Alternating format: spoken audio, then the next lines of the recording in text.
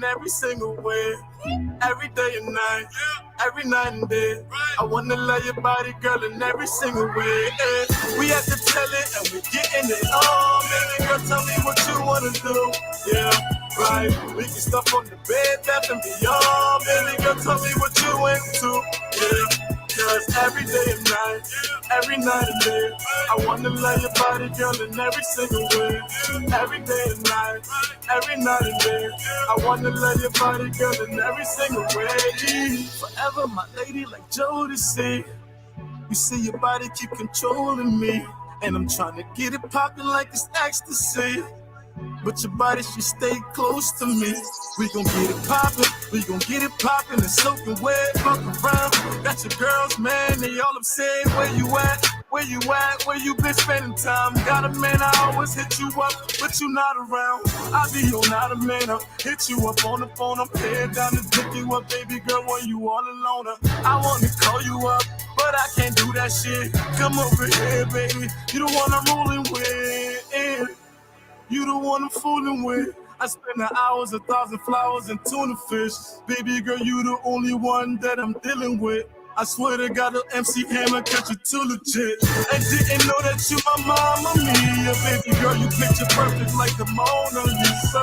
Take you out to France, do it a little dance. Telling me that you love me, you posting it on the gram. And didn't know that you my mama mia. Baby girl, you picture perfect like the Mona Lisa. Take you out to France, do it a little dance. Telling me that you love me, you posting it on the gram. Baby girl, I got plans for you. Better yet, I made plans for two. Take your time, let me admire you. And baby girl, we get it poppin' like we supposed to do. We can stop from the stairs, girl, I promise an hour. After we're done, we should raise. We can jump in the shower.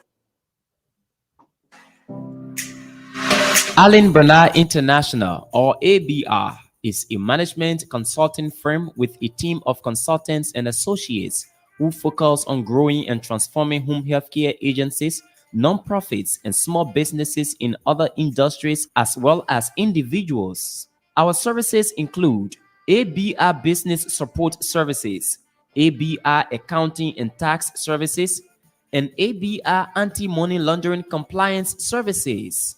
At ABR, we bring to each assignment dedication and commitment, experience and skills, performance-based process, integrated solution teams, and client relations. For more inquiries on our services, call phone number 469-378-3955.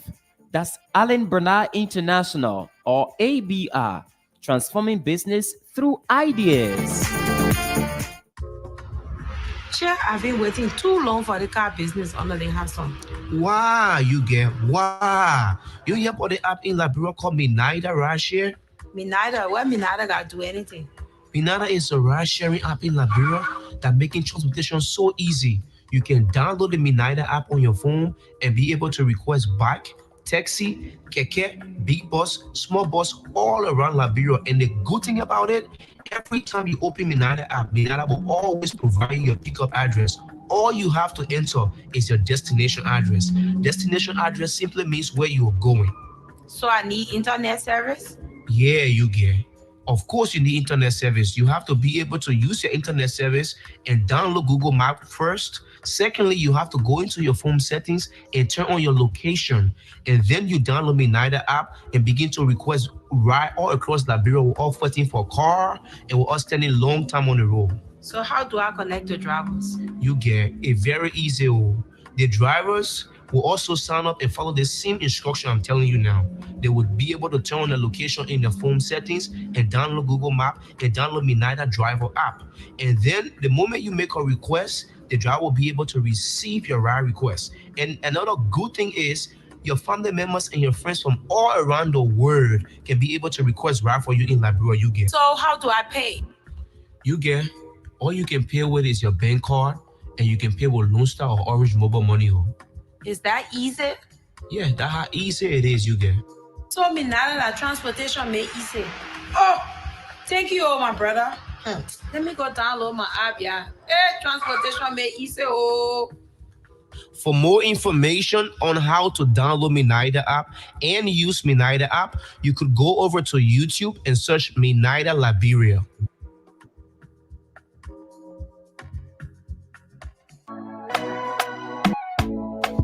Pennsylvania residents, we got good news for you. Are you interested in boosting your career or moving to the next level? Reach out to us at Excellence Staffing and Global at 267-461-7460 and take advantage of our training services and become either a certified nursing assistant CNA or database administrator DBA. We have a team of experts that can prepare you for your next level.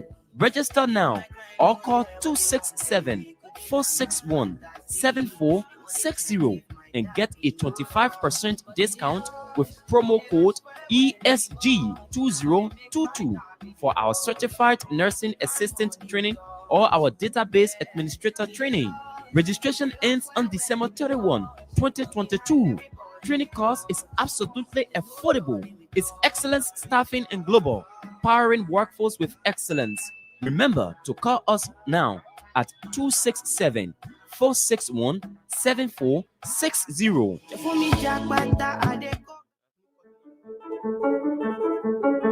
Are you looking for auto insurance, home insurance, and life insurance? Or a business owner looking to insure your business? Well, we can help you with that. At Patience Noah Insurance, we know that insurance is hard to understand. That is why, as an independent insurance agency, we work with you to find tailor-made insurance for you or your business with the multiple insurance companies we work with. Whether you are looking for general liability, professional liability, workers' compensation, business auto, trucking insurance, personal auto insurance, home insurance, or life insurance, we are here for you to help you find coverage that fits your needs and your budget. Visit our website at patientnoahins.com or give us a call at 508-321-2083. You can also follow us on Facebook, Instagram, LinkedIn, or TikTok at Patience Noah Insurance.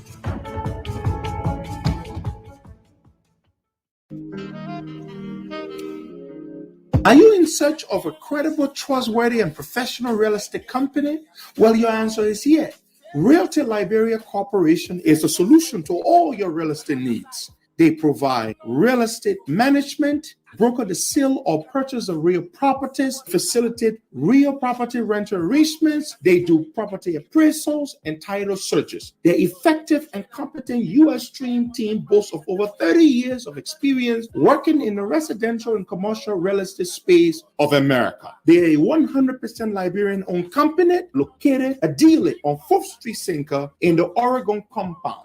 They can be reached on cell phone numbers +231-888-282-828 or 231-775-282-828. They are found on the internet at www.realtyliberia.com. Ladies and gentlemen, stop by today at your 4th Street Sinker office and tell them Henry Costa sent you. Don't sleep, don't sleep. When you talk durable, environmental friendly, and an all-weather surface smoothener, the only name that comes to mind is Zize Quality Paints. Zize Quality Paints come in all color and is produced in the USA. You don't have to worry anymore because with Zize Quality Paints, you can change from oil to water-based paint with no damage to your wall or surface. And also, Zize Paint doesn't peel your wall. The good news is we can customize your paint based on your preference. Locate our offices in Police Academy Junction, RRA Highway, and our newly opened branch at LMC Junction, St. Paul Bridge, Bourgeois Island. For the first of its kind in Liberia, Zize Quality Group of Companies Incorporated introduces the Painter Referral Cash Commission. Professional painters can earn referral cash commission ranging from $5 United States dollars to $375 United States dollars when your client buy minimum total sale value greater than or equal to $200 United States dollars per transaction. This offer runs from September 5th, 2022 to December 31st, 2022. Interested professional painters can contact any of our Zize Quality Paint store locations. This is our way of appreciating our valued professional painters for their support and continuous commitment to doing business with us. The qualification is just simple. You must be a professional painter. Referral cash commission is based on per transaction and not on accumulated purchases.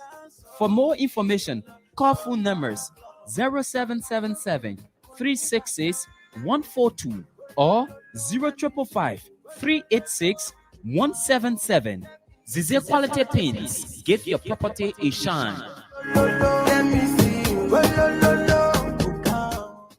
Do you need a car? Ready for an upgrade? Then come to Sika Motors, sole distributors of Toyota vehicles, Mitsubishi vehicles, and Yamaha motorbikes, genuine accessories and spare parts. You name it, we have it. We have the 2022 brands of Toyota vehicles. Select from our new Toyota Starlight, Toyota Belter, Toyota Rush. We've got the best deal in town through our Sika Motors financing schemes with selected banks, EcoBank Liberia and UBA Liberia, starting at the lowest as 500 USD. You won't believe these prices. Come for quality, reliability, and durability. Take a spin and let's make a deal. Sika Motors on the UN Drive at Sayotown, Bushra Island, or call Sika Motors on +231 775 987 758 or email cmarketing@cfao.com. Sika Motors, drive with confidence.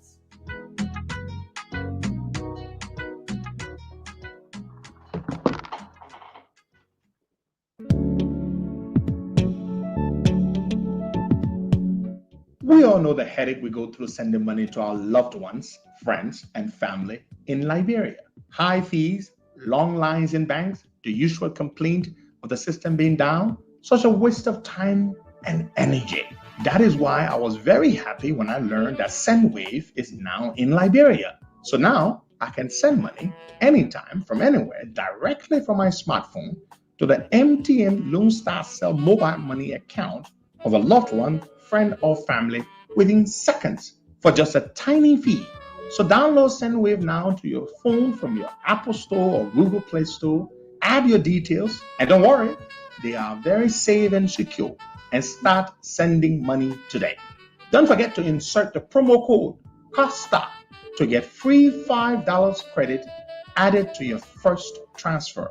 SendWave is secure, super fast, and by far the most affordable way to send money to Liberia. I'm Henry P. Costa and a very happy customer. Thank you.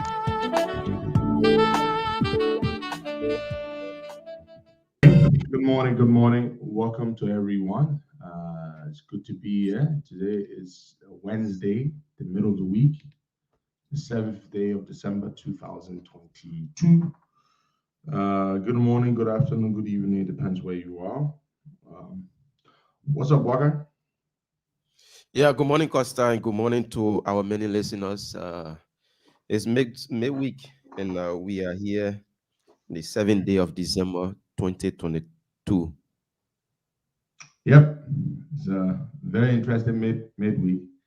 So I saw this story in Front Page Africa of a story about 3 young women, I think, or girls, who were charged with theft of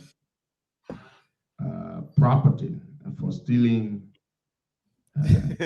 firearms, guns.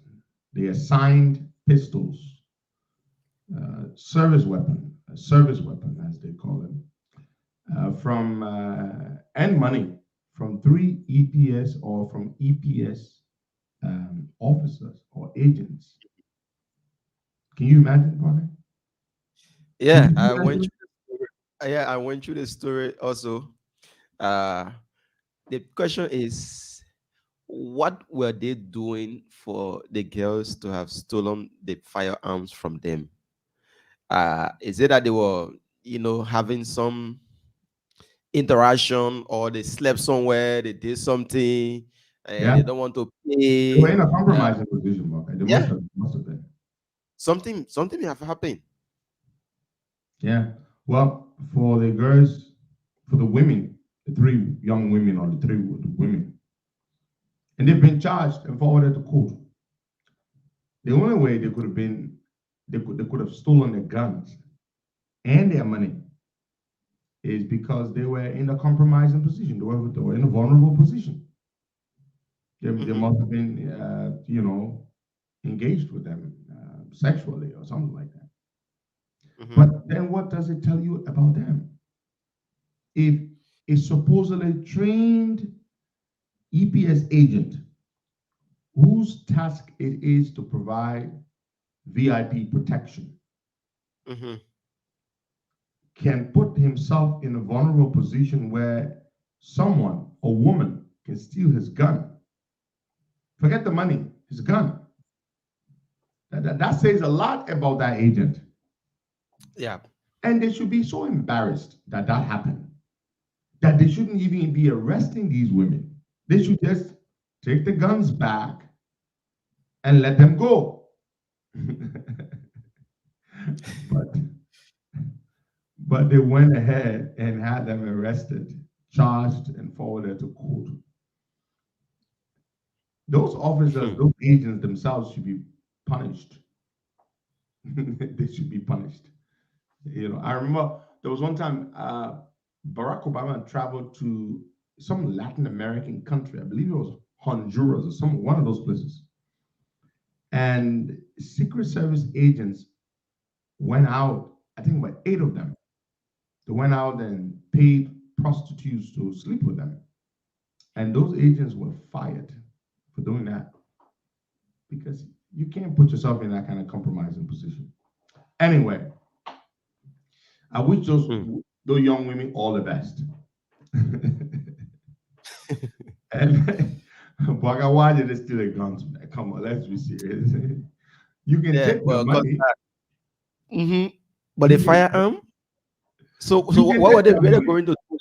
Because probably they asked the men for money and they refused to give them the money. So the next thing they settle for is to collect it.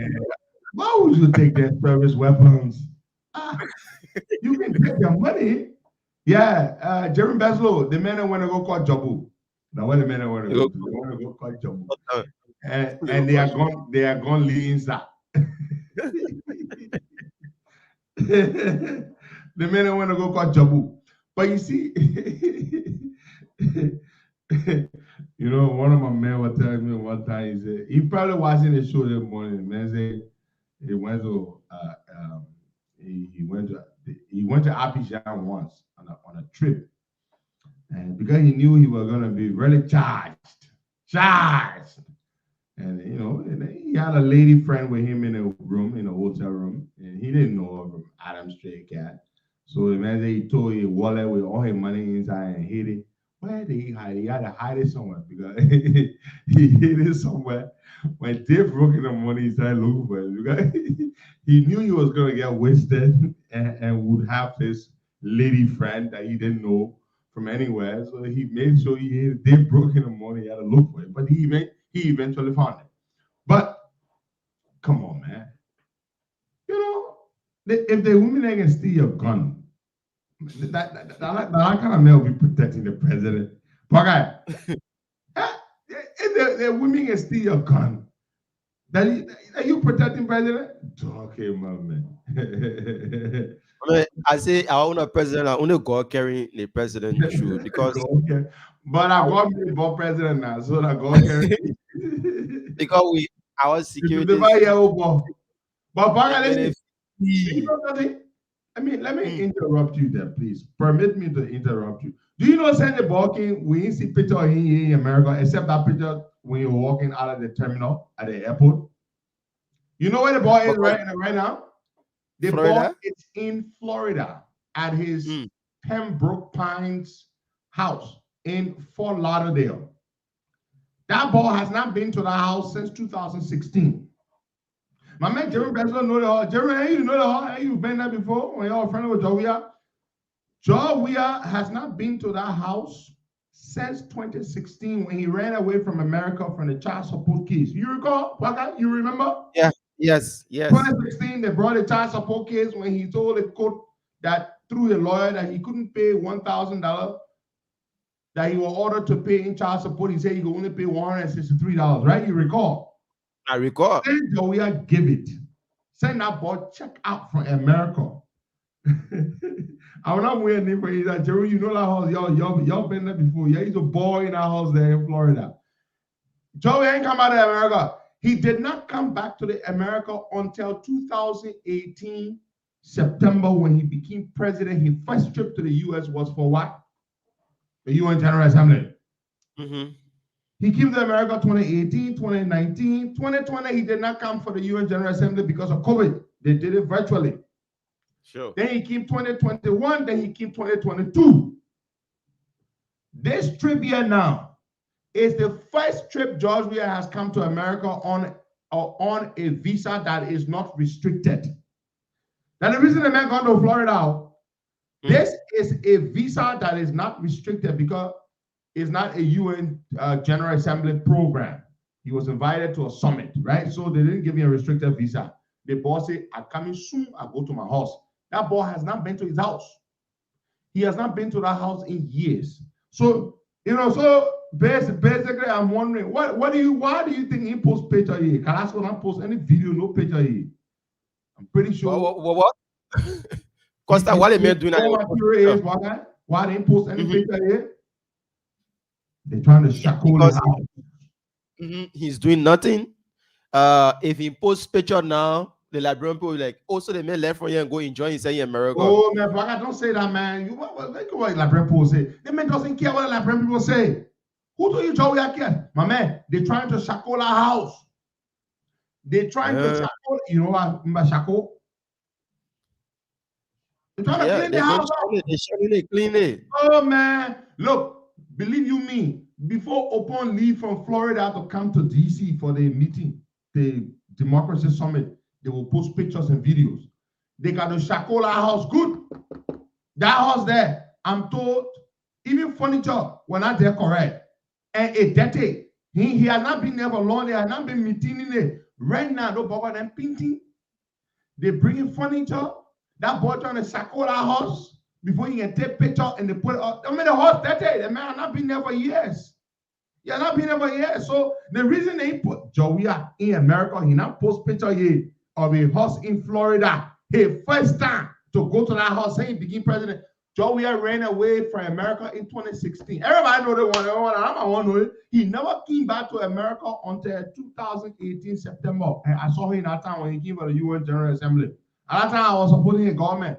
We carried a man to see him, Rudy Giuliani, to New York. Said Joey left that house. He didn't go there.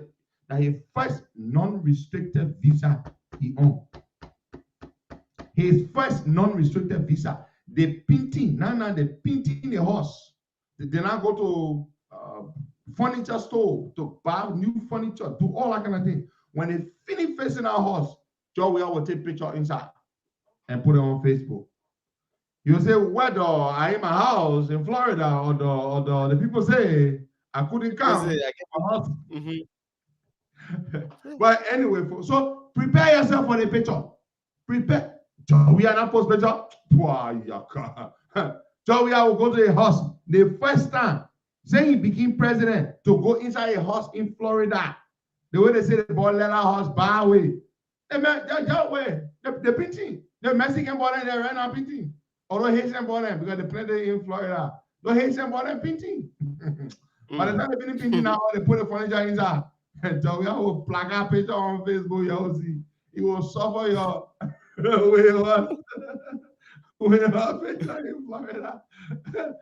I get a picking bugger. What kind of old man?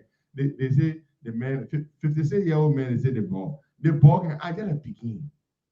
Yeah. What? Because the men are crewmen, crewmen are bluffing power. My man, don't be that one group people. Joe, we had a special. Not let bluffing. Let's just put everything aside when it comes to dressing and bluffing. But I know why we have so busy in dressing. So now your words are gonna sitting on that. I'm telling you, man, pride yourself on dressing. Okay, we're gonna move on to something else. We got some really juicy stuff to talk to you about this morning. So yesterday, the AFL chief of staff, they Prince Johnson guy. And to be honest, Prince C. Johnson is a quiet guy. I mean, yesterday I know I blasted him hard, but he deserves it for the comments he made threatening the Liberian people with violence or whatever. Yesterday he appeared on OKFM. I heard he said what they said he said. Until I really, I was kind of doubtful that he would actually say that. But we got the video. Waka got the clip here. We're going to play it this morning. So Prince C. Johnson, Chief of Staff of the Armed Forces of Liberia, appeared yesterday on a local talk show on OKFM.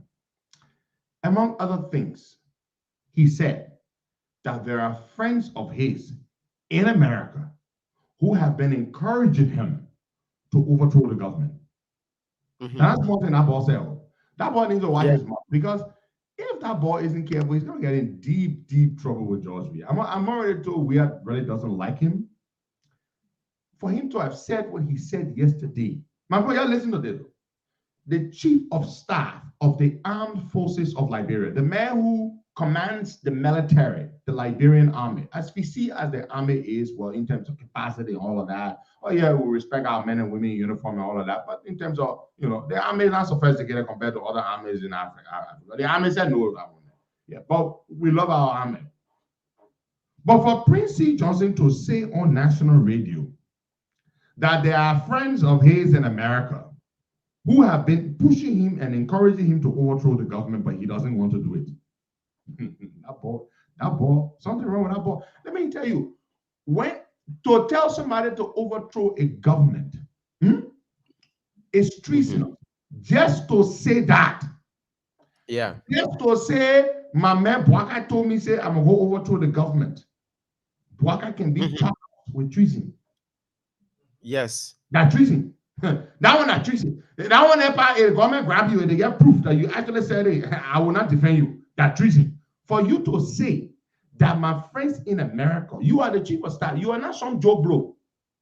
You are the chief of staff of the Armed Forces of Liberia.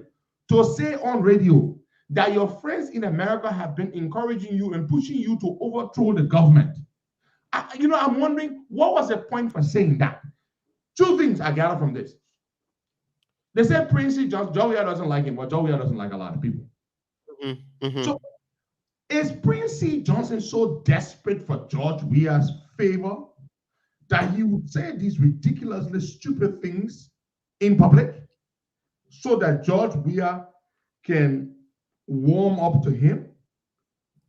Is he so desperate to be in Weah's good graces as to be reckless to make these horrendously stupid comments? Reckless?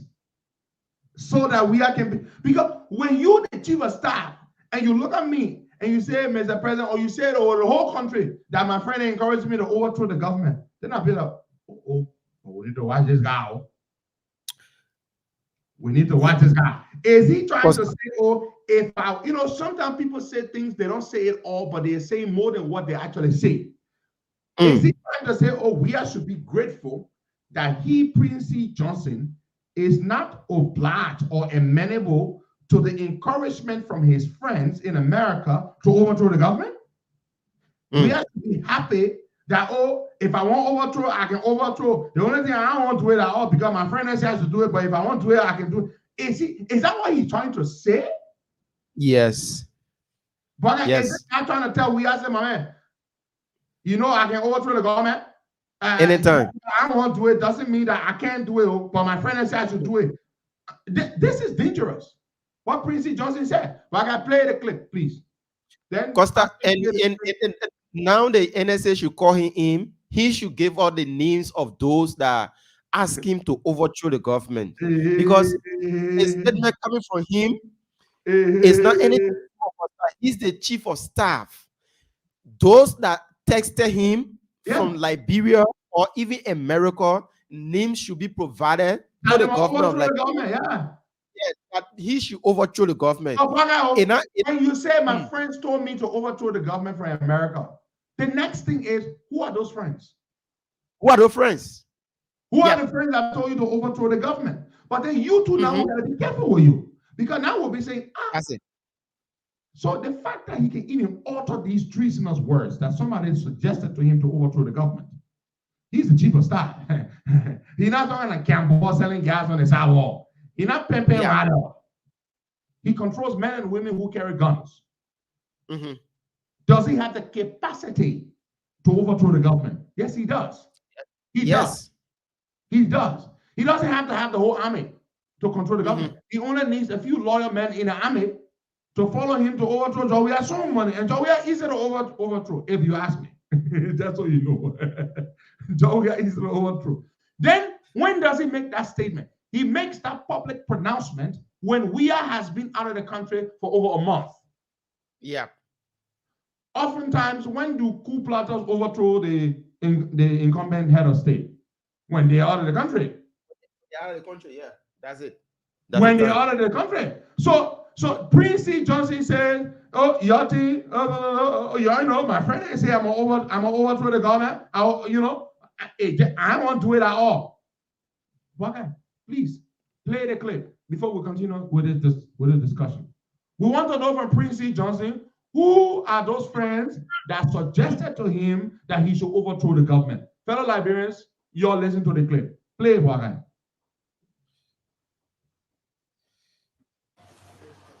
But don't come to ask us that we should intervene. We will not.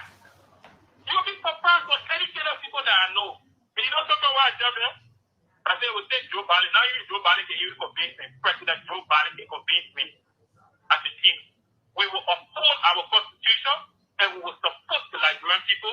You better wait for elections or you exercise the constitution. We will not get involved that was done in 1980. Okay. Military is a professional military and will oppose to the standard of democracy. Were you saying that people were kind of asking you that? I received songs, especially for Christ. I was saying, I've received songs of messages. So that they want you to overthrow the government. Look, I will tell you, yes, there are those people like Chris who speaking for they say, look, this is the right time. But I just gave you an example of Madam Whopper. Tyler Whopper. You didn't read her statement? Well, somebody who is currently forwarding just embarrass the Whopper family. Somebody of the 14th, 1985. There you go. So that's it. Costa, basically, he said he received tons of messages from people asking him. So Julius asking, so were they asking you to overthrow the government? And he said, yes. I can say yes. That's the message. Yeah. Tons of messages from friends in America. And they say, well, this is the right time. This is the right time for you to overthrow the government. Yeah. So Prince C. Johnson needs to tell us who are those people telling him to overthrow the government. Because you see, he could be putting people in trouble too. Because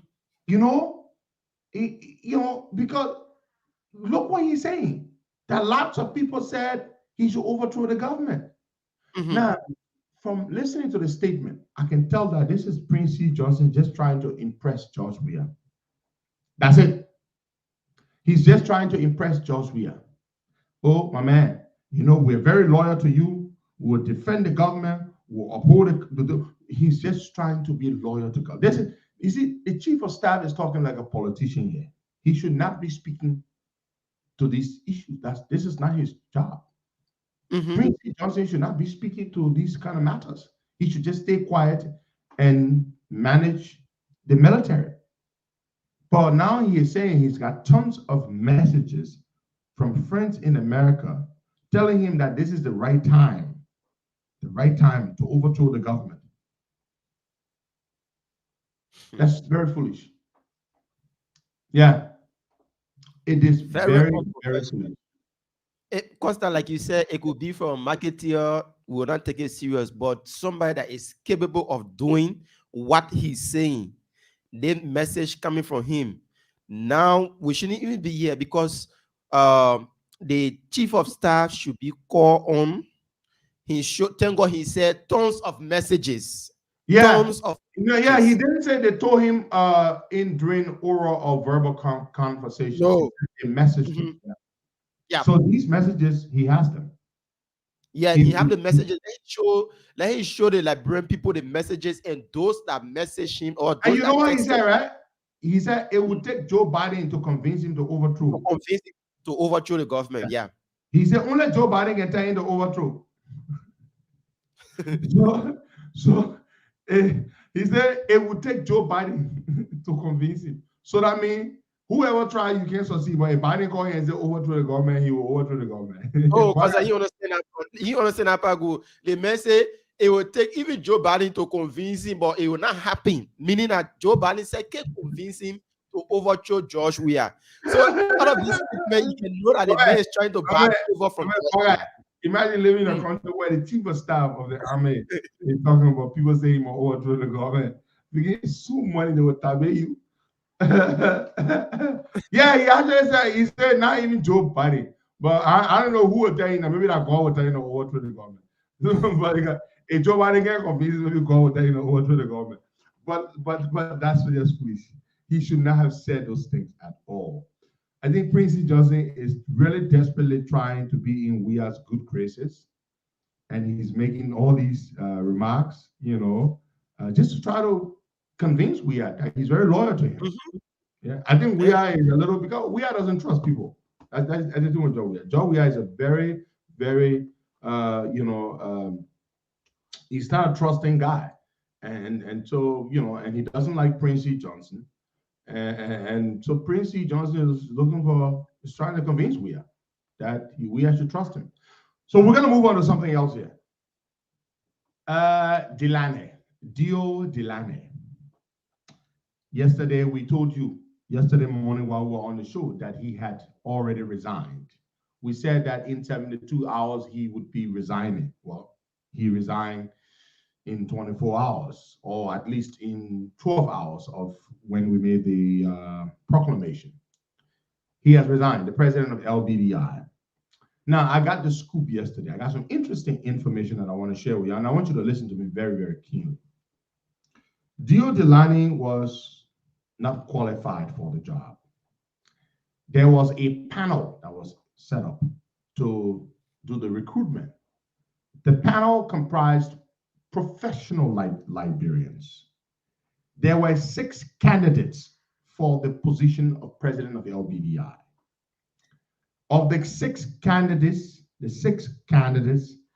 Dio Delaney came 6 out of 6. He ranked the lowest. He was number 6. Yes, you heard me right. Dio Delaney ranked number 6. Number 6. Wow. By the recruitment panel.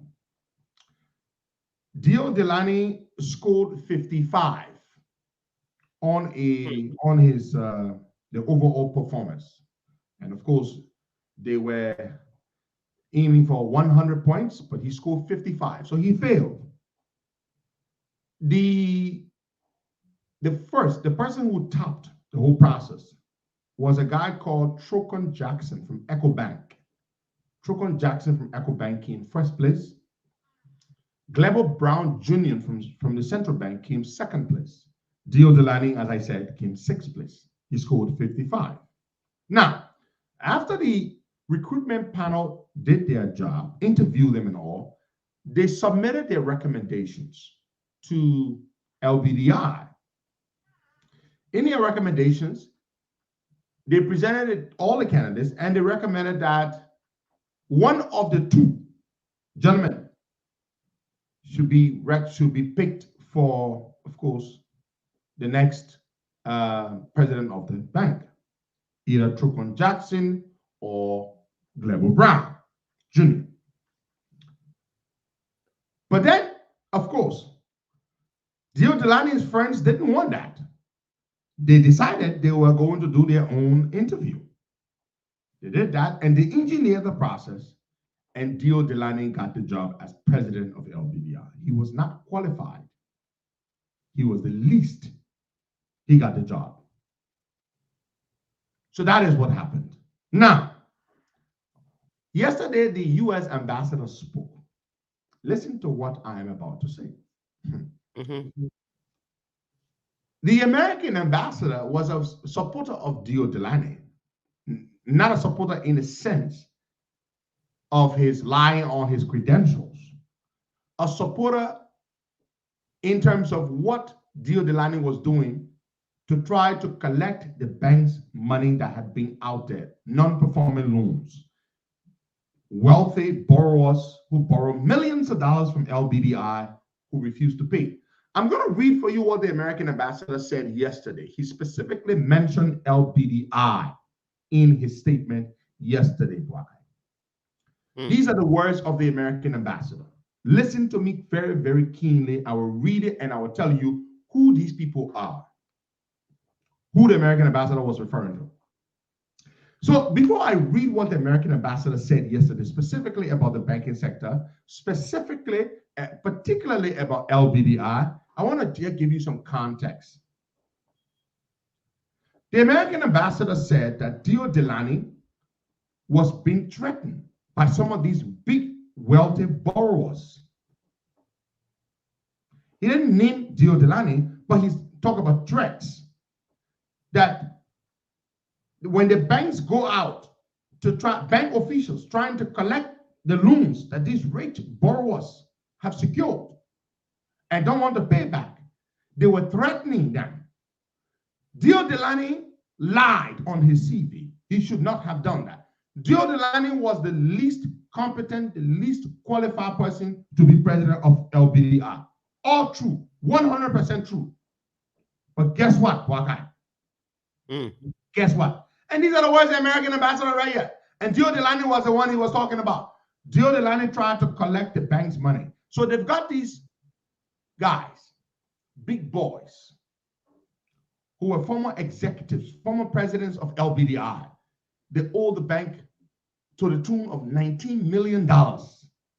Okay, you heard me. $19 million. $19 million. They took these loans and they failed to pay these loans back. Wow.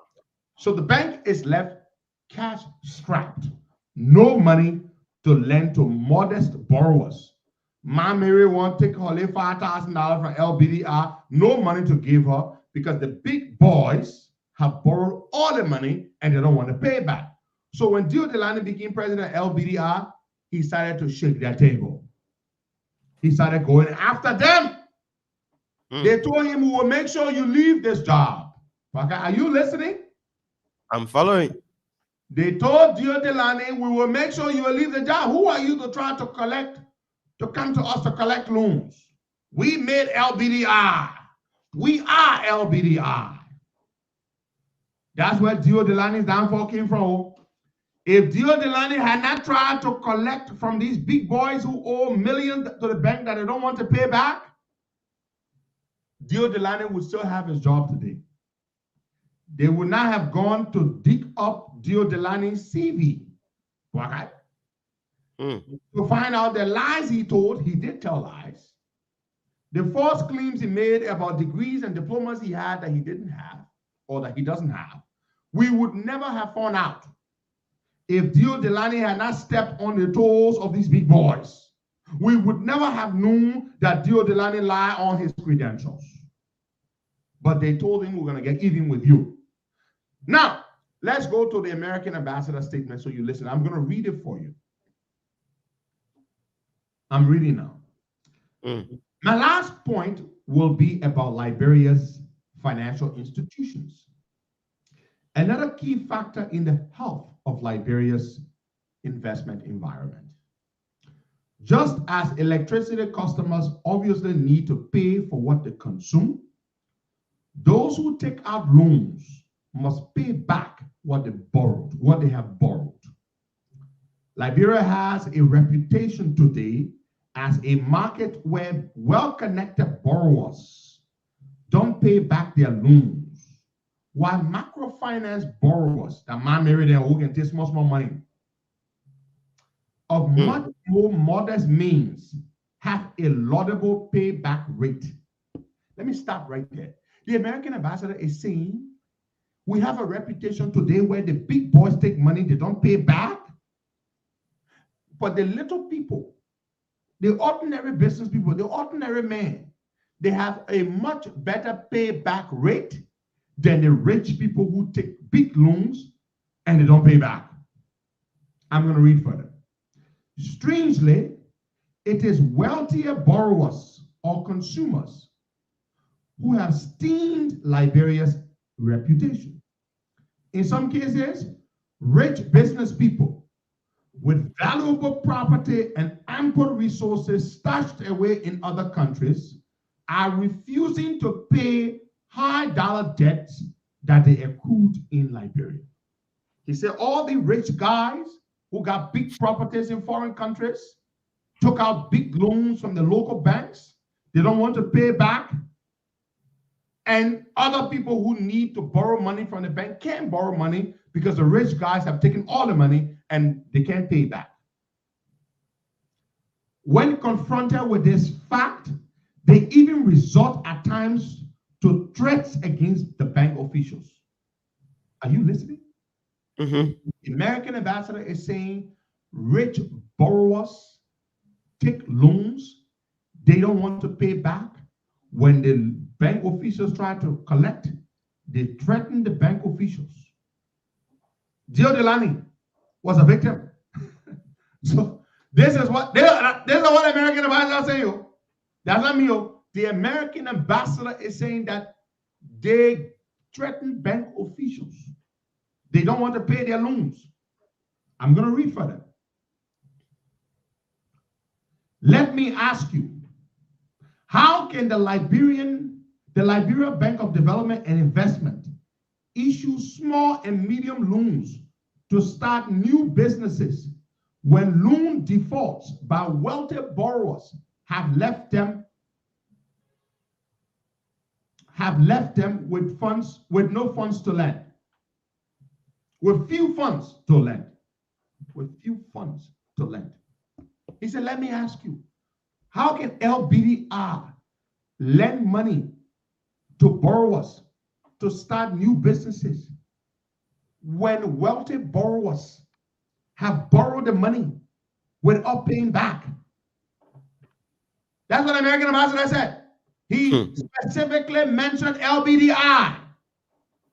So listen, Dio Delany did not lose his job because Bwaka Kamara and Henry Costa wanted him to lose his job. The rich borrowers threatening him that they were going to make sure he's fired. For him, he's a foolish guy. He went and lied on his CV, so that's what they used against him. He should not have told a lie about degrees or diplomas that he didn't have. So what did they do? You know what? When your enemies come for you, Bwaka, what's the easiest thing to use? Your mistakes. Yeah. All the mistakes you made, they start from there. They use your weaknesses. Mm-hmm. So Dio Delany lost his job because the rich boys who owe LBDI millions of dollars, Dio Delany started going after them to pay the money. Do you want to know the names of some of the people who owe the biggest borrowers of LBDI? They are not foreigners. They are Liberian citizens, former presidents of the bank. They owe millions and millions of dollars to LBDI and have refused to pay. Mm-hmm. Dio Delany comes in with a fake CV. He tries to collect the money from them. And they say, oh, picking you fresco. We've been owing the money for long. Nobody forced us to pay that. You don't want, you want me to pay? Okay, you will lose your job. You heard what the American ambassador said yesterday. He said, that is what happened. I am told from a reliable source, very reliable source, the American ambassador tried to block or to influence the people to not fire Dio Delany. Not that he didn't care about the fact that Delany lied about his CV. Are you listening to me, Keelan? Don't go say I said the American ambassador was backing the man for a fake CV. The American ambassador was supportive of Dio Delany's work to collect the bank's money. But Dio Delany embarrassed the American ambassador too because his CV fake. But this is the problem. They owe millions of dollars. They don't want to pay. That is why when you and I try to borrow money from these banks, we can't, because the big boys owe money they don't want to pay. And yesterday, I learned the names of two of these former executives of the bank. And I was so disappointed. I was extremely disappointed. I'm going to call on them this morning to pay their loans back. Former president of LBDI and former central bank governor, Ila Sillaby. Mr. Sillaby, you know I'm a big fan. I support what you do with Premier Flour Mill and all. But Mr. Sillaby, please pay your money. The American ambassador is saying that you'll be threatening the people, bank officials.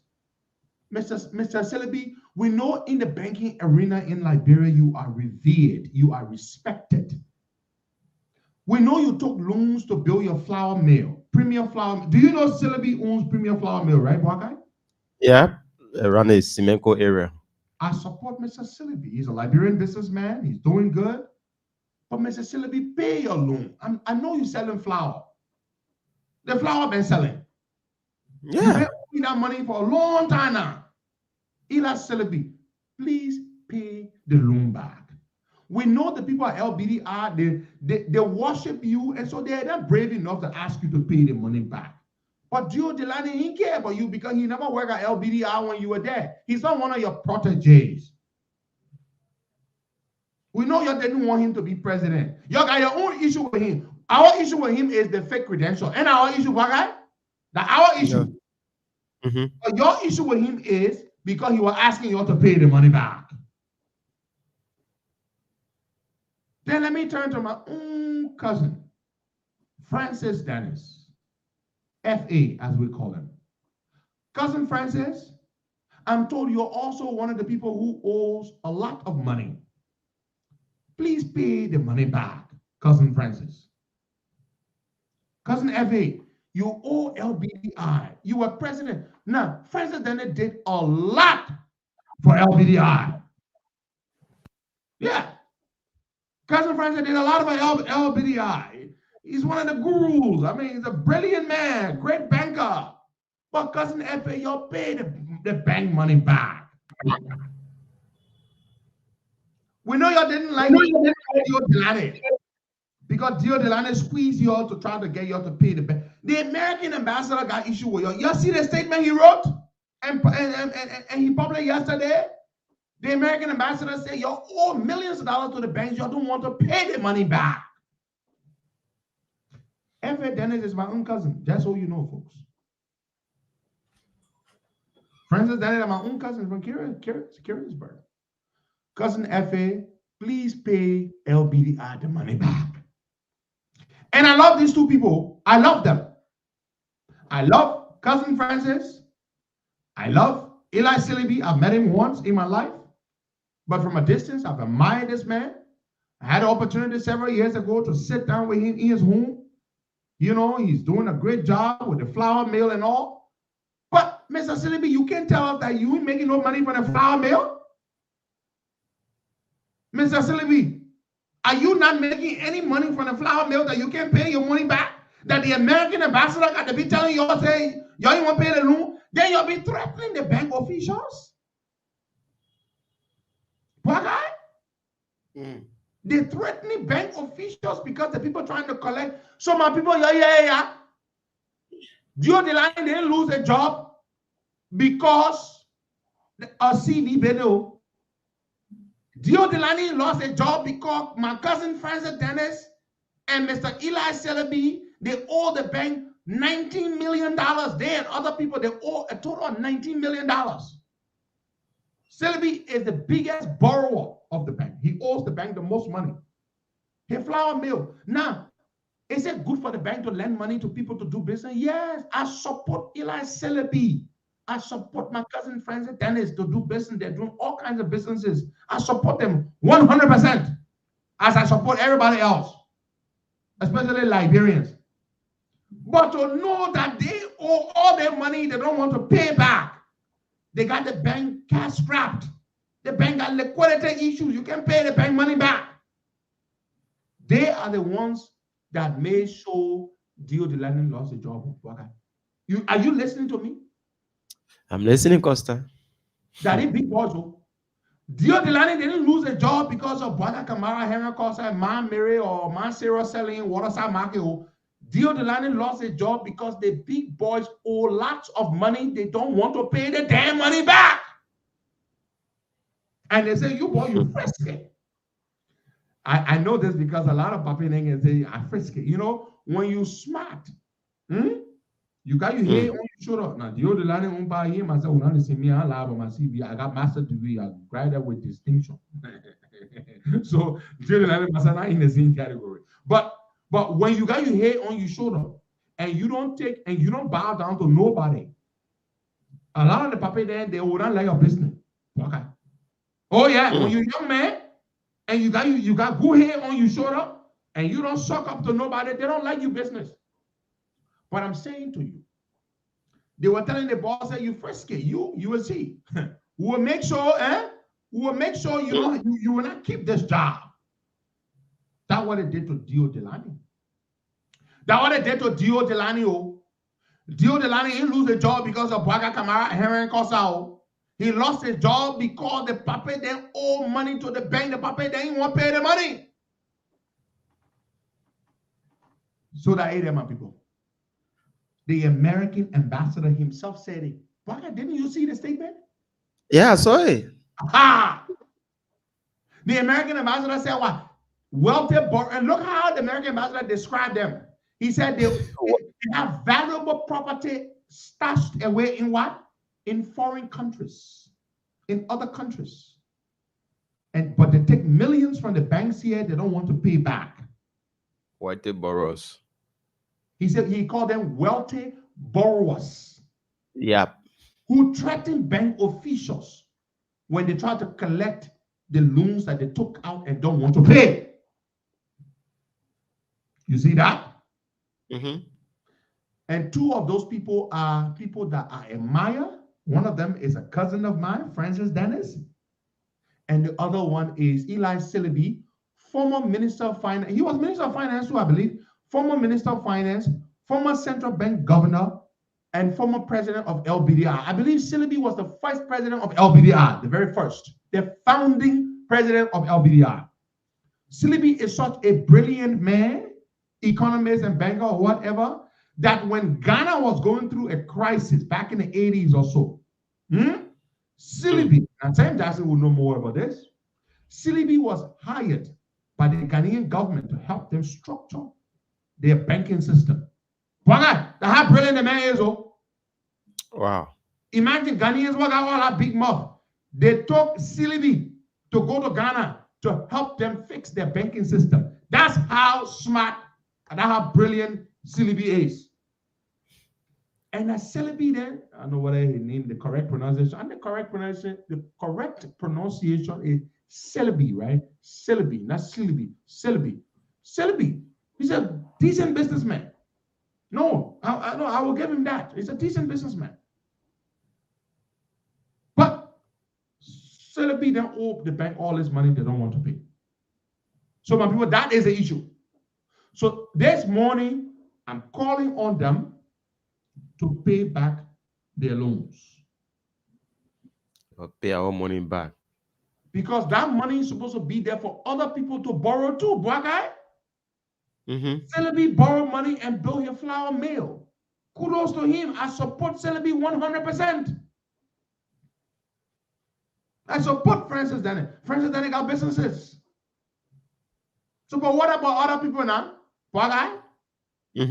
Other people want to open a small business, they can't get loan because you borrow all their money. You borrow all the money. And then LBDR people can't go after the boys because who are they? They are former presidents of the bank. You see? They're big boys. Most of the people who work at the bank, that they are proteges, they're mentees, people they groomed. How you go to you, somebody you worship and you look up to go force them to pay bank money. You understand what I'm trying to say, guy? You borrow money. You got all their mentees. These are the people that work to the bank. There are people who I've heard of. They adore, they idolize these people. Black eye. They're not gonna go to Celebi. Celebi in the banking arena in Liberia. Celebi is an icon. He's a legend. Look at Nelly Savage asking us who is Celebi or who is Francis Dennis. Nelly Savage, you've been in Rhode Island for 40 years, eh? Nelly Savage, you don't know Francis Dennis? You don't know Eli Celebi? You've been in Rhode Island for 40 years. But let's go to the phone lines and take some calls there. You been Bravo alone. You really been Bravo for long. What? For you to be asking who Celebi is and who and who those people are? You been Bravo alone. I beg you, yeah. Eli Celebi is a legend. When we're beginning with a Yabolo Ghana, Eli Celebi, Francis Dennis. But hey, they didn't commit a crime. They took loans that they don't want to pay back. They should pay back. I'm calling on them to pay back. I love them. I support them. But let them pay the bank's money back. Pay the money back so that other people can be able to go and take out loans to build their own businesses. Baga, let's go to the lines and take some calls there, please. This is bad. Okay, 07701021028601038355102 55102 we talk about the issue there at the LBDR. We also talk about Prince Johnson, the chief of staff statement on the local radio station on yesterday. What do you make of the discussion here today on the show? Henry Pedro Costa Boaca America. Morale will take our first caller. At the LBDR, we also talk about Prince Johnson, the chief of staff statement. Good morning. Station on yesterday. What do you make of the discussion here? Lawyer receiver. Well, I take another caller. Yeah, let's take this person on this line. Good morning. Good morning, Walker Cabrera. Good morning, Costa. How are you? Oh, Doing good. Doing good. Yeah, McDonough Guano, yeah. Costa, I mean, I would like to disagree with you this morning. My name is McDonough Guano. I'm one of your fans. I'm also a protege of Celebi. I was on LPDR's board of directors until recently. I didn't want to talk on this because as a former board member, I didn't want to talk about this. But I was one of those board people who said when Delany was appointed, I said he was not fit for the job. My own little brother Samuel and I had a very heated argument. Other board members will tell you. So it is not because Celebi owes or what have you. The thing about Delany has been a long time coming. Celebi has been making strengthened efforts to pay whatever loan he owes. And I think he was here in Togo a couple of months ago, along with Delany to pay the loan. So it's not that, I mean, and there is something because of the macroeconomic situation. I don't want to dwell on that. But that somebody committed a crime, lied. Delany does not even have a high school paper. Hey, man, you can't say that, man. But how will you reduce a man to that level that he don't have a high school paper? He doesn't have it. That's the thing. Can I learn, please, Barker? Let me learn. Sure. What I'm trying to say is that we should not dismiss what Delany did and look at whatever. American ambassador has his right to say whatever he wants to say. But the key issue here is that the board of directors took the right decision to dismiss a fraudulent practice. This is something I said in December. Oh, no, we commend the board. He has not worked in a bank. He took on somebody else's curriculum, CV. He was using it. Go to LinkedIn and see. It's an Irish person CV he took. He is a fraud. I know in America, even the American ambassador, if you're listening to this, fraud in America is not accepted. Okay. So he might have been doing a good job, but he's fraudulent. So the issue is not Celebi or Dennis. It's the board of director that took a Bibera Costa, I want to ask you a question. No, I don't want to ask Bibera a question. I just want to say that we are both on the same page. Delany committed fraud by lying on his CV.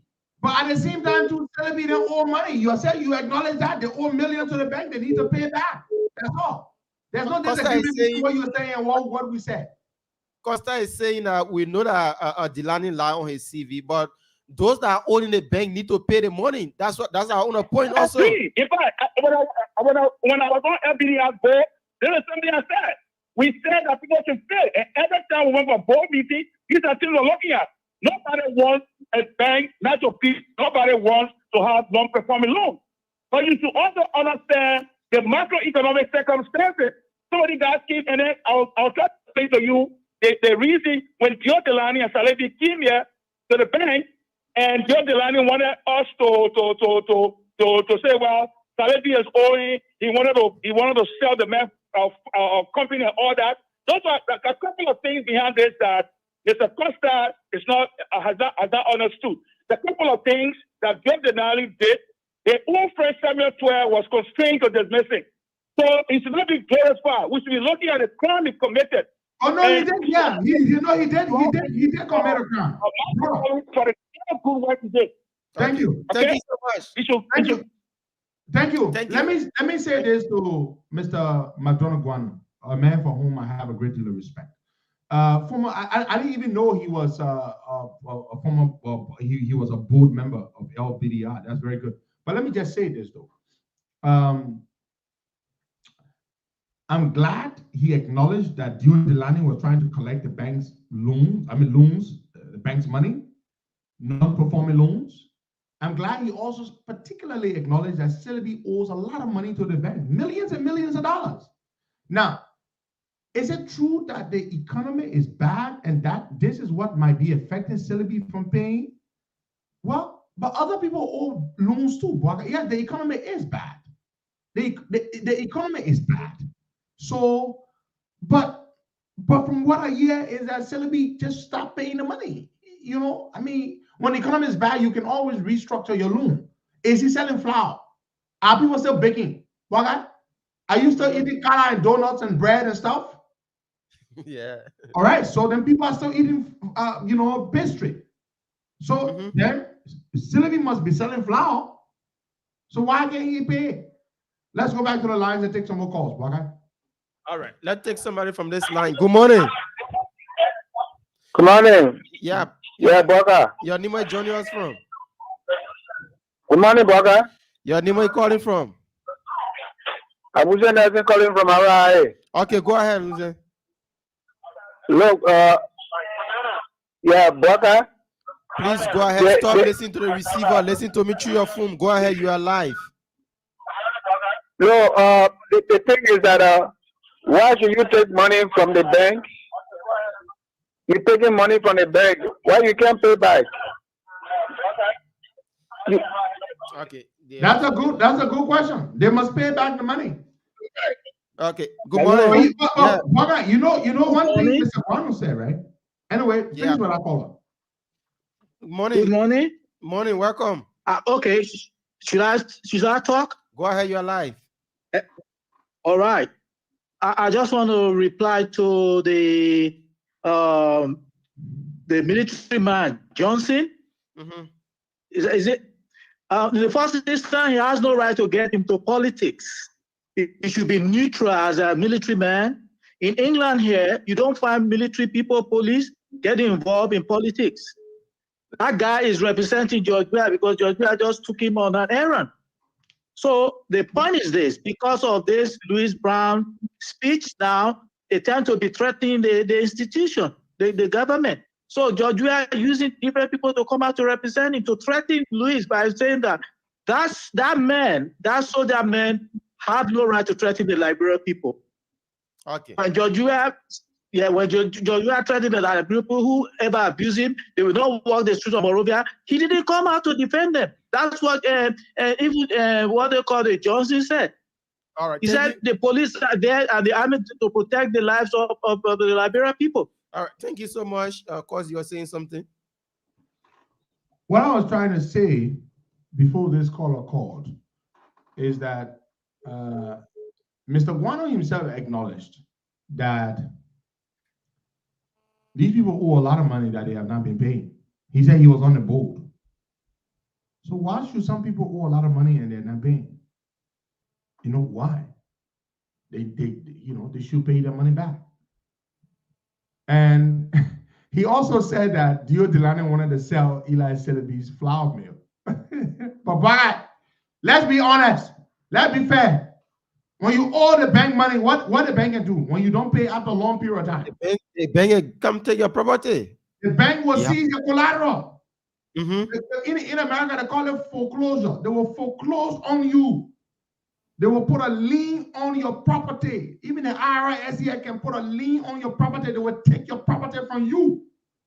So now, I'm not saying that's what they should do to Mr. Celebi. I don't want to see Celebi go out of business. He's a good Liberian businessman. He's done great for Liberia. I'm a big fan.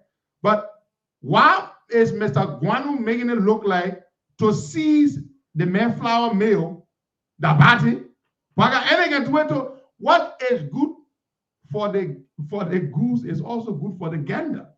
If they can do it to John Tobacco, they will also do it to Mr. Paul Brown. Yeah, even if they can do it to the ordinary Liberian, why about those? Exactly. You see, this is the thing you let to do me that this is the one me I can offer. Me, I don't care. You be man will treat the same way we treat the ordinary man. Fairness. Mr. Celebi can't pay the bank money, so they should all they do whatever he provided as collateral. The bank needs to find a way to recoup their money. They got to get their money back to recover the money. So if they must seize your collateral and dispose of it, they will. You know they did that to Amos Brochures, right? Mm-hmm. IB sold Brochures' properties. They sold his properties that he provided as collateral. He lost his properties. So it should be applicable to all, no exception. No exception. Let's go back to the phone lines and take some calls there. All right, let's take somebody from this line. Good morning. Good morning. Waka, how you doing? I'm okay. Your name is joining us from? Please, for security reason, let me hold my name. Okay, go ahead. Yeah, but let me just say concerning the statement of the Army Chief of Staff. Like one professional soldier said, it is good for the Army to be saying than to be talking. And the Chief of Staff came out at a time when the opposition are planning to do something. So his statement will presuppose that he is indirectly talking to this plan that the people have from now to next week. Secondly, he came out to say that people have been calling on him to overthrow the government. Mm-hmm. That is treasonable. Now, can the authority also call the Chief of Staff now to let the authority know who are these people so that government can call them in for questioning? Yeah. Or is it just going to go free? Because this is a threat to the nation. Now you are exposed this thing, but now I think people should be arrested who are called on him to do this thing. Sure. Yeah. Okay. Thank you so much for calling in 0770-102-102. That's just what we want. The Chief of Staff, Prince Charles Johnson. My man, listen to me. Me, I don't want that. Because guess what? Innocent, they will start naming all kind of innocent people there and say, look, you see, this is why he needed to not say what he said. Because when you say people message you and say overthrow the government, naturally, people would want to know, the government would want to know, so would the public, who are those people that texted you telling you to overthrow the government? Yeah. And those people are going to get in trouble. Those people too are reckless and stupid. Because even if you're friends with Prince C. Johnson, you're his buddy. But don't forget, Prince C. Johnson is a Soya man. Soya man, I got a friend. You text message a Soya man. I'll talk a real Liberian way. You tell a Soya man to overthrow government. You think that Soya man, you gotta be careful. Text message. My man, Even if you delete it, the man can still have it. Whether you WhatsApp the man, you text message the man, he can take a screenshot of it, he will have it. So you don't go say that kind of stuff to people. You shouldn't be telling the chief of staff to overthrow the government. Boy, for me, I don't support you saying that he shouldn't be called over. This man is not an ordinary person, Costa. My problem here is I don't trust Joe. We have to be investigating people for talking about overthrowing government. Joe, we are a terrible guy. People work and make people disappear. The next thing you know, people will start disappearing. Yeah, I don't trust them. Just start talking about calling people in now for questioning. I mean, I beg you, yeah.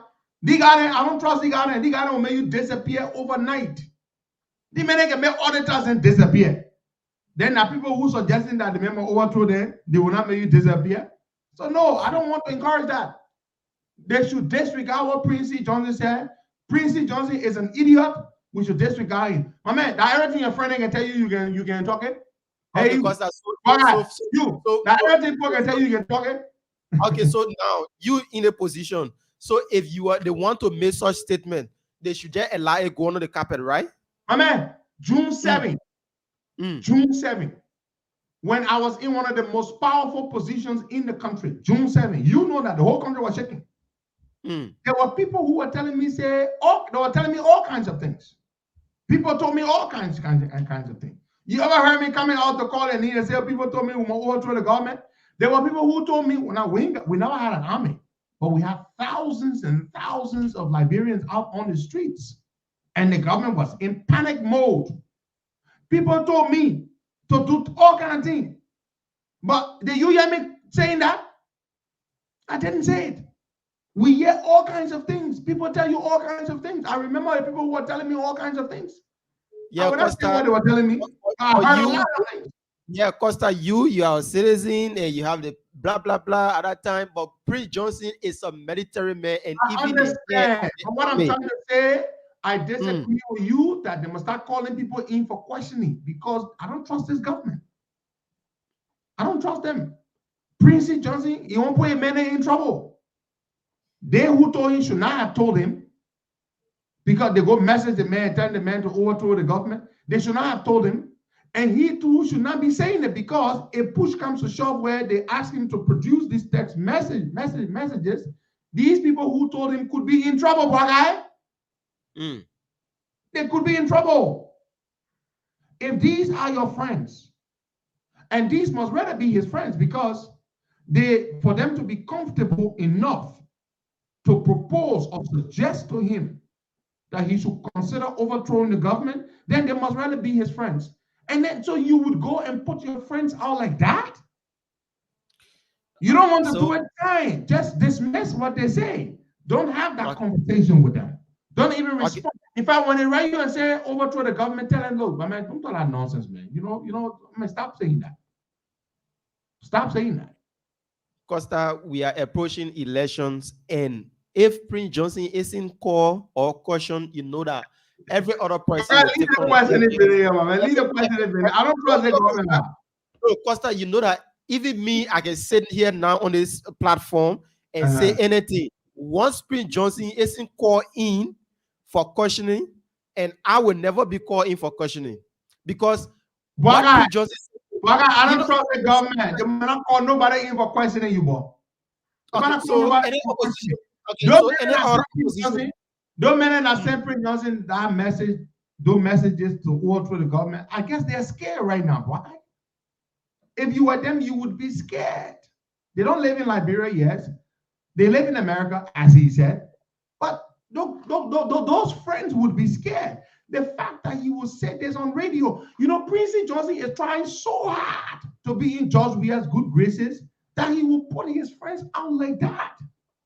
My man, look, you're a full-grown man. Somebody tells you to do something, and you look at him and say, my man, I don't want to have that conversation with you. First of all, that's not a conversation I want to have with you. I'm not even going to try to tell you, my man, no, we shouldn't overthrow the government. I would not even have it with you. I'm a military man. I'm the chief of staff of the army. You are my buddy. And you tell me to overthrow the government. I said, look, Boga, don't bring that nonsense to me, my man. My man, lead out our topic. No, I'm not gonna. I would just, if you and I are on the phone talking, I would just hang up. Or So, but to say that they must start calling people in, I beg you. Because, my man, treason. When was the last time you read the Constitution begin? Treason. Now, that's small crime. Is the one crime from which you cannot be pardoned. Do you know that? Mm-hmm. It's a capital offense. Treason against the state. To even say you're overthrow the president, that treason. That's the law. It is the law of the land. You can't. It's a crime. So let's go back to the phone lines, okay? But it's a serious thing. It's a serious matter. Let's go back to the phone lines. All right. Let's take this. Good morning. It's a serious. Yeah. Yeah. I heard what Costa was saying. I heard what he was saying, and he's 100% right. I have the feelings that even George Weah might have questioned this, Mr. Johnson, about the rumors, and then he's trying to free himself by giving that statement. The point is that no president can even take any of the chief of staff on any foreign journey. For we have to take him along, he's in the pocket of George Weah. This guy is on behalf of the Liberian people. His responsibility is to protect the lives of the Liberian people, not individual, collectively. All right, thank you so much. But for me, what are Joey carrying him from here, there, doing whatsoever, whether they are in bed, doing whatsoever, my point, and I will stay on Joey this. did not trouble with him. Let's correct this. Costa have a is in Liberia. He did not trouble with Joey. Okay, that's what I'm saying. Okay, Costa have a point of Costa have his point of saying, oh, they shouldn't call people in because he don't trust the government. But for me, Abubakar Kamara, I maintain that Prince Johnson should be called. Let him provide the names and text messages of those that texted him and say that, oh, he should overthrow the government. Because if we not post stop to this today, tomorrow another opposition figure will get on and say, oh, we say XYZ, and they will not be able to call in that particular opposition figure, or they will not be able to call in an ordinary Liberian citizen that will come up with any other statement. So if we don't take action now, when will we take action? The government should do something. Nelly Savage, let me correct you. You probably learned you left from Liberia 40 years ago. How long you been in Rhode Island?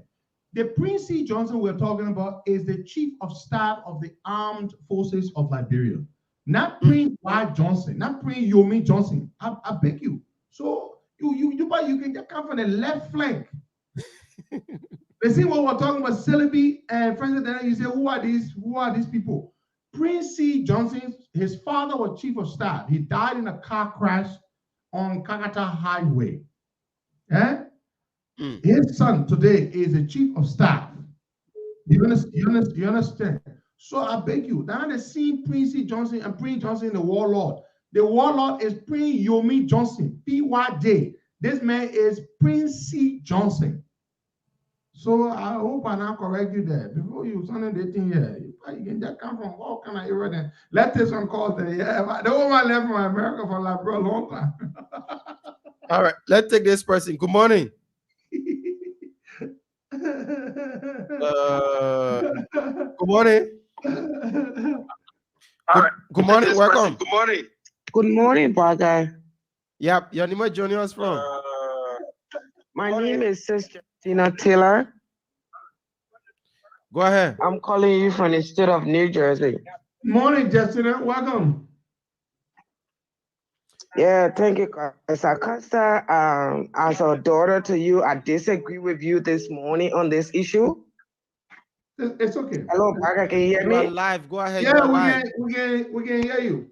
Okay, I'm saying I disagree with Costa. You see, the reason I disagree with my father is that the chief of staff is not some kind of just a military person. He's the highest ranking military personnel on the ground in the nation.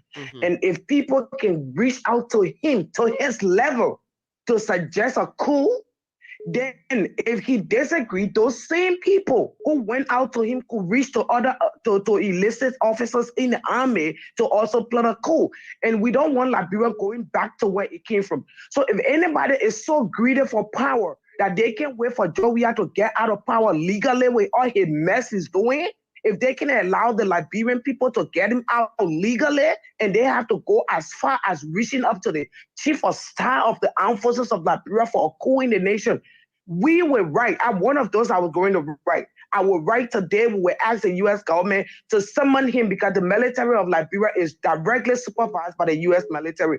We will ask the U.S. government to question him to give the details of the conversation to the U.S. military because we don't want coup in our nation. Because if anybody have the audacity to call the chief of staff and suggest a coup, and if he disagreed, those same people who did that can also go to other officers in the military to do it without the chief of staff. And if those guys get on board, then the next thing we'll see a coup. We're already having a country where majority of our young people are under drugs influence, they are traumatized. We got those ones that were born during the war, their senses is not together. And then we have somebody in the corner trying to suggest such a thing. So there is a possibility right now that even those people who want to protest for their rights will not be able to protest. Thank you so much. Yes, Justina, my daughter Justina Taylor, you made a good point, and I accept and respect your disagreement. But here's my concern. The people in power today are dangerous people. Justina, you know that you are a victim of the people in power. You know that, Justina. Justina Taylor, of all people, you know that. You just spoke, and they went after you and tried to kill you, and God saved your life. My point is, now I may be wrong, but it is still my point. I am concerned. Where I'm coming from, I want you all to understand this. I'm not saying what Prince Johnson said is not serious. All I'm saying is that Prince Johnson shouldn't even have repeated what those friends suggested to him. He shouldn't have repeated it. As a mature professional, he shouldn't have done that. Secondly, my primary concern is this. If you open this thing up, people could be in serious trouble. People could be in serious trouble. I don't want this government going after people because they suggested to the chief of staff to overthrow the government. That is my fear. And you may think that just because that person lives in America, so they can touch them, but it's a serious matter. It's a serious matter. So I'm concerned for the safety of those individuals that suggested to the chief of staff to overthrow the government. I'm concerned for their safety. That's where I'm coming from. That's the point I've continued to make, because I do not trust these people in power.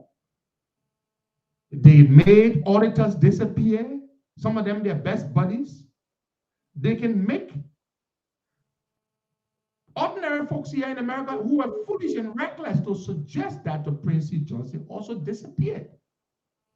They can make them disappear. So that is my point, Boaga. I'm concerned about their safety. Their safety comes first to me. I don't give a damn about how he feels about somebody wanting to overthrow him. I don't give a damn. But I'm concerned about these people's safety. That's it. Let's take some calls. All right. Let's take somebody from this line. Good morning. Good morning, Boaga. Yeah. Your name is Junius. Let me say good morning to Costa. This is Jackson Greenback, and I'm phoning, as you said, from the realty highway. While we some of all have gone through this country, when people of such magnitude, people who control people, have people under their influence coming away, such a revelation, it should not be taken lightly. It cannot compromise the interest of the entire nation for the sake of few people. Let me set the example. When they case in the home, when they play and they decide to tell their parents, more especially the father, and they say they tire, then it means that there is a demand after the story of father that they tire. Here much in our individual level, when we say we tire of something, then it means we have another alternative. Now, this revelation is coming out at a point that some people, I'm not begging anybody yet, but we try to be critical because we don't want to go back to those kind of days we are here. some group of people are coming on, claiming, calling me, the rally as we tire suffering. And in the end, they are not getting all a retire suffering. What next? With the revelation coming on from the superstar, just few days towards the quote-unquote attire suffering rally, then it must draw our attention. You take this seriously. It's nothing that you be taken lightly. Those who have been sending messages to the superstar, they must be mean. The safety of over 5 million people in our country is paramount as compared to few people, wherever they are, and the testing him is far more important. We cannot. Thank you so much. You know, why? Let me make this other point. It just came to me. It just dawned on me. The chief of staff did not receive those text messages yesterday when he did that interview. No. No, he did not, Bwaka. He supposedly received those text messages weeks ago or months ago. Mm-hmm. Why didn't he take any action then? Why is he only talking about it now when he's under fire for threatening the Liberian people? You understand me, Bwaka? Why didn't the chief of staff report those text messages ever since when he received them? He did not get those text messages just before that interview that he did yesterday. He received those text messages months or weeks ago. He kept his mouth shut. He never said a word. He is only referencing them now because it is expedient to do so. He is being bashed, rightfully so, because of what he did. Because of the comments he made that provoked all of us, threatening the Liberian people. So that's the point. KRC Gibson, brilliant point, my dear sister. They could weaponize those text messages against people. They could say, you could have a whole situation where they could start giving a whole long list of people who they say send messages to the chief of staff. They could name innocent people and all to say these were the people that sent messages to the chief of staff to overthrow the government. Look, a lot of people, do you trust this government to do an impartial and professional investigation? Do you trust them now? They come and here work and murder a own citizen and lie and say, Musa Ning and say the poster in their car and the carbon monoxide killed them. Do you trust the same government to do investigation of private citizen? Eh? Do you trust them now? Ask someone you can think so. You trust the government work and send people to kill their own citizen. You trust them now? I don't trust this government to investigate anybody. I don't trust them. So you start advocating for them to go after people. Yeah, you go after the people. You investigate them. They could take all their enemies. They will lie on people.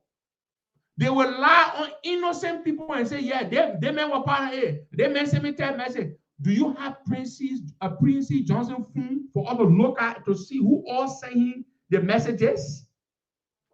Why you can think so? Do you want to get the government power to start going after the enemies? They will do that. These guys are desperate. They could use their situation to go after innocent people. That is the warning I'm trying to give you. Some of you don't understand. They could weaponize their situation to go after the enemies. You and myself don't have access to Princey Johnson's cell phone. You want to tell the same murderous government that murders its own citizens in cold blood. They murder auditors. Matthew Innes was the first victim. They murder him to cover up their criminality.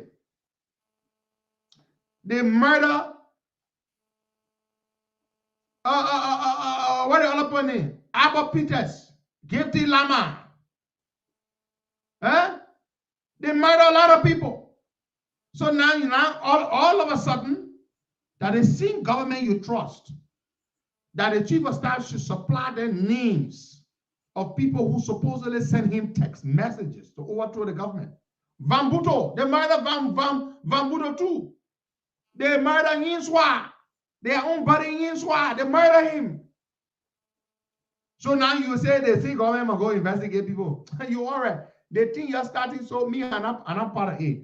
Princey Johnson should not have said.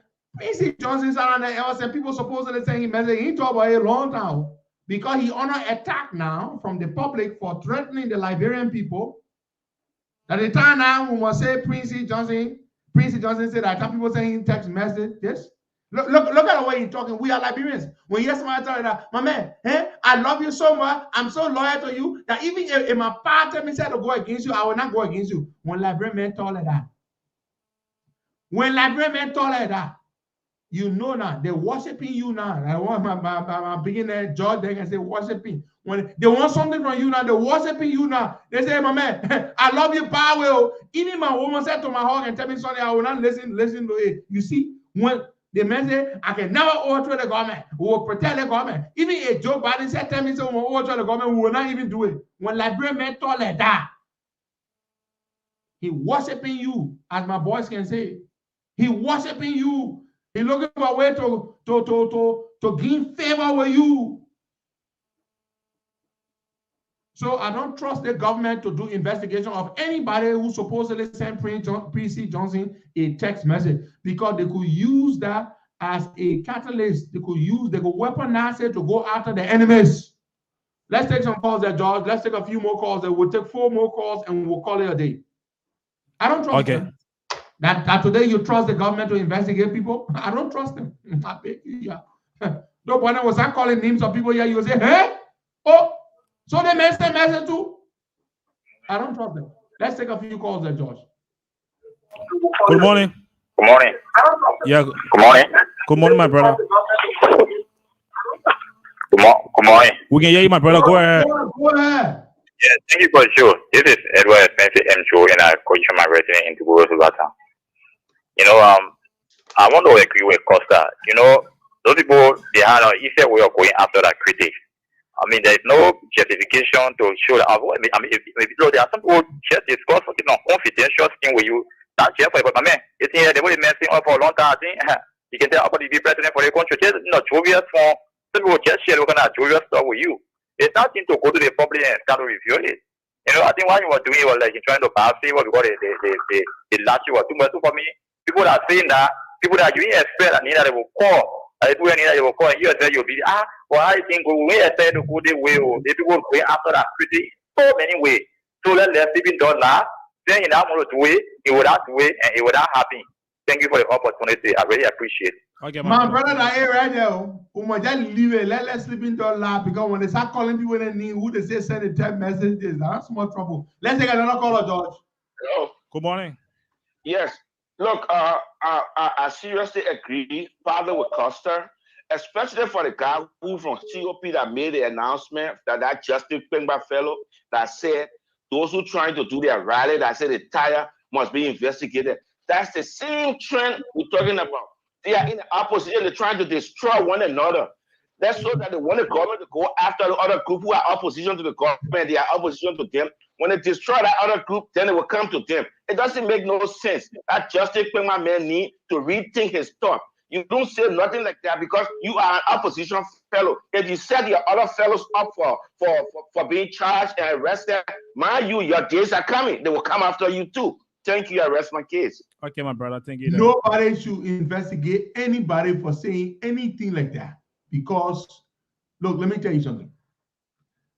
When we were doing our protests, the second protest that was supposed to have been December 30th, 2019, but then got moved to January 6, 2020.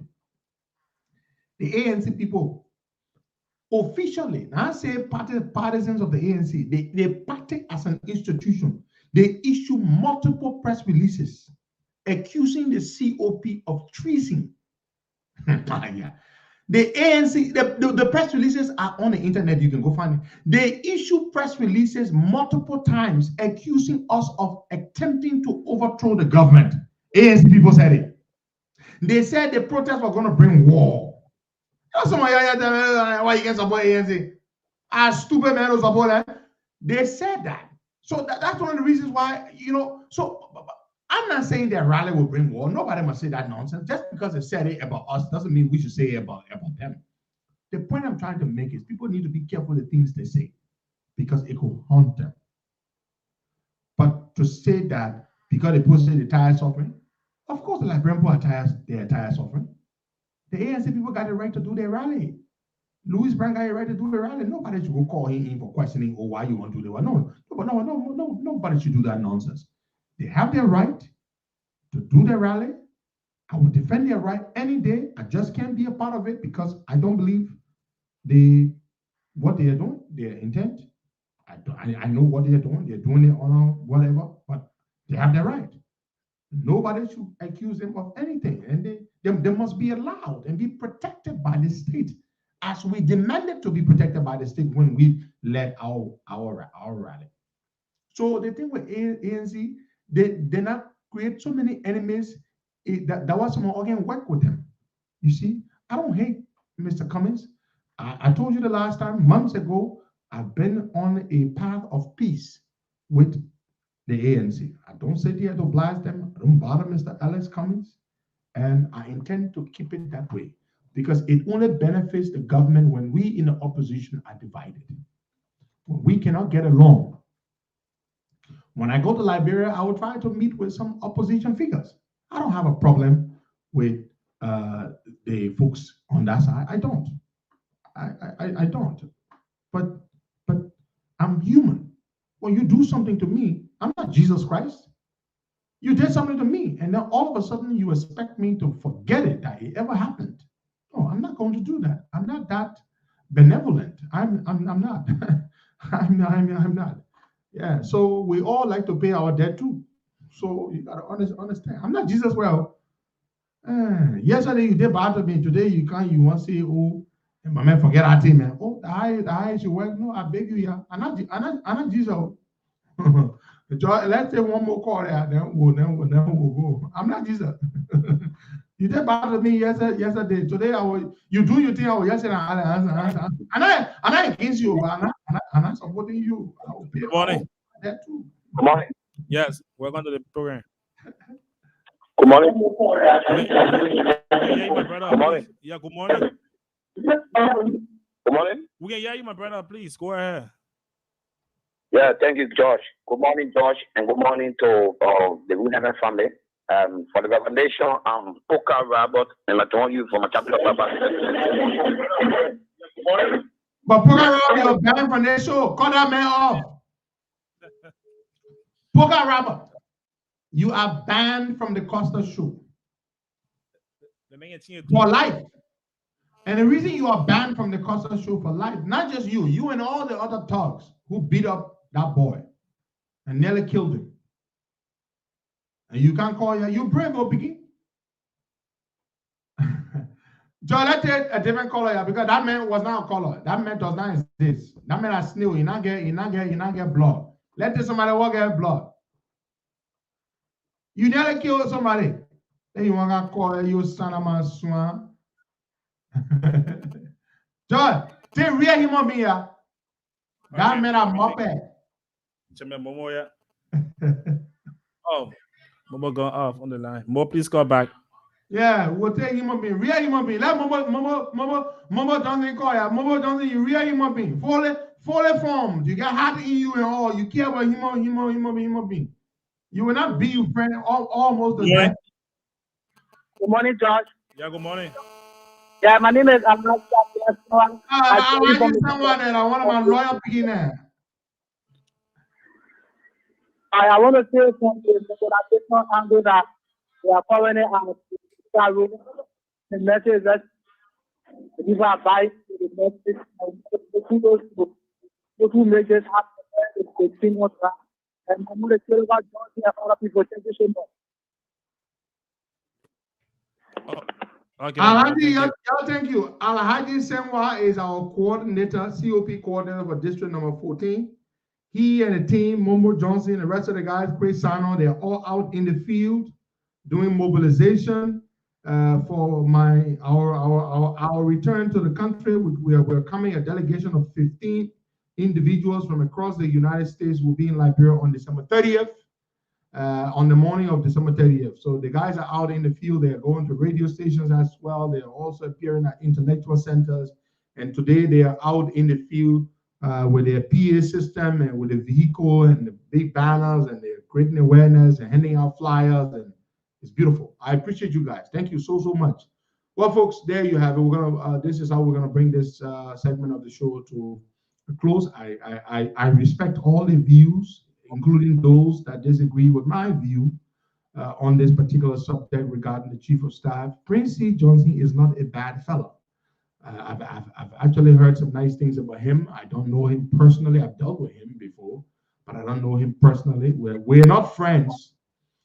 He's friends with people I'm friends with, so we have mutual friends. I think he slipped. I think he's desperately trying to gain Weah's favor. He wants to be in the president's good graces. So I think that's why he's doing too much. He's doing too much. I think he needs to just stop talking. He's not a politician for true, because he's not. He's a military man. You know, he needs to stop talking to the press. These journalists got a way they can pick your mouth and, you know, try to get you to say things you shouldn't even say. I listen to the things. You see how Julius J was asking, so you said people say, over to the government. You see, that's what they do. They will put words in your mouth. They'll make you say things you shouldn't say. But he's not a politician, so he should just stop talking. So that's my advice to him. But I will never encourage this government that we all know to start rounding people up and interrogating them for supposedly suggesting a coup d'etat to the chief of staff. It's a dangerous thing you're talking. They're going to start going after all their perceived political enemies, rounding them up and locking them up. And we don't want that. Thank you so much. God bless you and have yourselves a wonderful day.